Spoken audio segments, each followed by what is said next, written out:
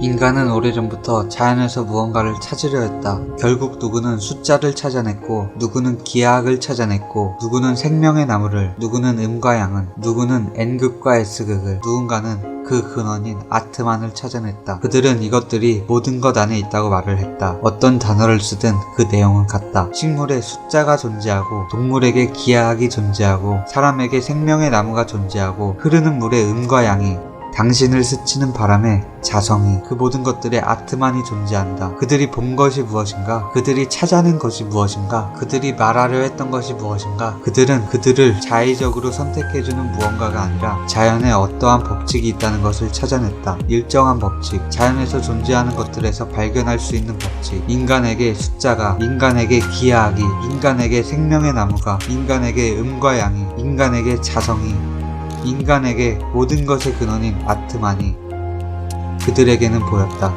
그들이 알아낸 것은 자신들은 자연과 떨어진 존재가 아니라 자신들은 자연 속에 존재하고 자신들 안에 자연의 법칙이 존재한다는 것을 찾았다. 그것들은 학문이 되었고 결국 그 학문의 본질은 잊혀졌다. 숫자의 의미가 잊혀졌고 기하학의 의미가 잊혀졌고 생명의 나무가 잊혀졌고 음과 양의 의미가 잊혀졌고 아트만이라는 의미가 잊혀졌다. 마지막에 발견된 자성의 진정한 의미를 알고 있는 사람은 별로 없다. 그들이 발견한 이것들은 그저 기호가 되었고 그 기호를 약속한 언어가 되었다. 숫자는 많은 것들을 설명할 수 있는 언어가 되었고 기하학은 자연을 설명할 수 있는 그림이 되었고 생명의 나무는 그 다음 차원을 설명할 수 있는 표시가 되었고 음과 양은 인간이 자연과 함께 살아갈 수 있는 표본이 되었고 자성은 세상의 모든 것이 두 개로 나눠져 있다는 것을 알 수 있게 해주는 단서가 되었고 모든 것의 근원인 아트만은 모든 것의 존재가 모든 것과 연결되어 있고 자신에게는 근본의 존재가 있다는 것을 알려주었다. 이 많은 것들이 결국 지금의 수학이 되었고 기하학이 되었고 신비주의가 되었고 도덕이 되었고 과학이 되었고 신학이 되었다. 사람들끼리 의사소통을 할 때 무언가를 설명하려면 언어가 필요하다. 단순히 모두가 아는 펜을 설명할 때 그에 대한 언어가 없다면 그것을 정확하게 설명할 수가 없다. 그것의 겉만을 설명할 수밖에 없다. 그래서 그걸 듣는 사람은 그것을 이해하기 힘들다. 그것들을 조합해야 한다. 장님들이 코끼리를 만진 이야기처럼 그것을 본 사람에게는 그것이 존재함을 알지만 그것을 알지 못하는 사람들은 그것이 무엇인지 모른다. 그것은 영원한 수수께끼다. 그것을 보지 못하는 사람들에게는. 하지만 그것을 본 사람들에게 그것은 실체다.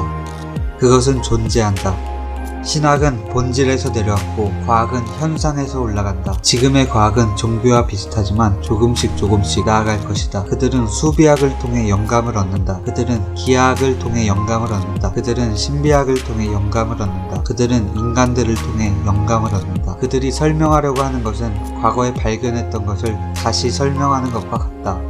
깨달음이란 그것이다. 본질의 빛을 보는 것, 모래알 속에서 진주를 보는 것, 헤어나올 수 없는 동굴 속에서 저 끝에 아주 조그마한 한 줄기 빛을 보는 것, 그것이 깨달음이다. 첫 번째 깨달음. 그것은 어디에 있는 것도 아니다. 그것은 어디에 없는 것도 아니다. 우리가 자연 속에 사는 이상 그것이 존재하지 않을 이유가 없다. 그것을 발견하면 그것은 사라진다. 그리고 그 사람은 생각한다. 내가 잘못 본 거겠지? 하지만 그것이 어디서든 보이는 사람은 생각한다. 모든 것에 존재하는 일정한 법칙이 있다. 그리고 결정한다. 자신이 자연 그 자체가 될 것인지